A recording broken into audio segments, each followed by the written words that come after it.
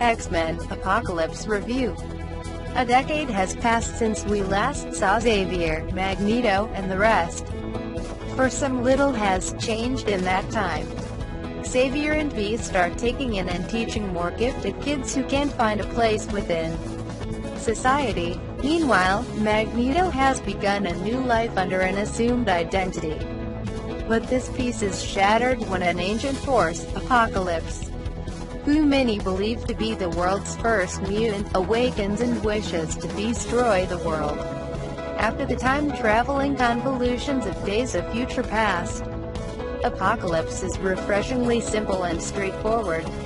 But this simplicity of plot also extends elsewhere, as the depth and complexity of the DOFP and First Class is stripped away.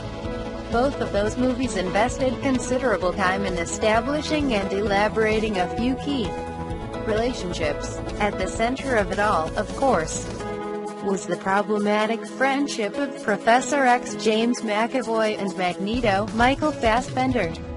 But the pair barely share a scene together here. That fascinating relationship, which so neatly condenses the wider mutant predicament, is put on hold, and as a result the movie inevitably loses some of its emotional weight and complexity. It's a shame, as both actors obviously still have plenty to offer in the roles. McAvoy has matured wonderfully into an inspirational teacher.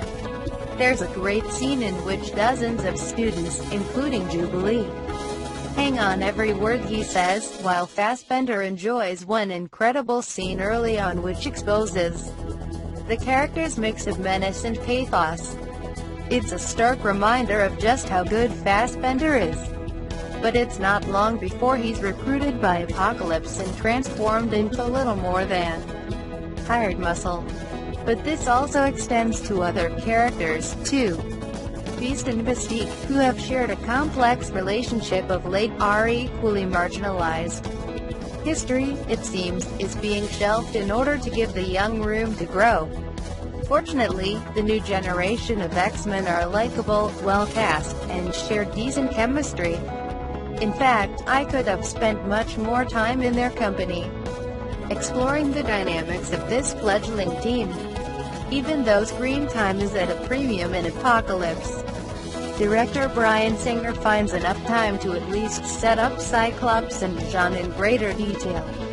Apocalypse's acolytes fare less well. Storm has enough to do, but Psylocke and Angel are once again wasted on the big screen. Undoubtedly it's a returning character who steals the show, Evan Pettis' restless Quicksilver. Although I'm not entirely sure what Quicksilver has been doing in his mother's basement for the last 10 years, his action set piece is by far the best scene in the movie.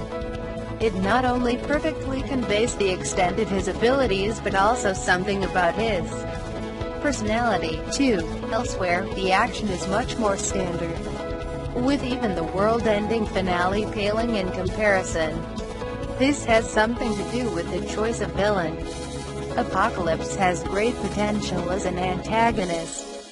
Unfortunately, the movie uses him more as a catalyst, as a means of bringing back establishing characters from their new lives, as well as fortifying the next generation of gifted mutants.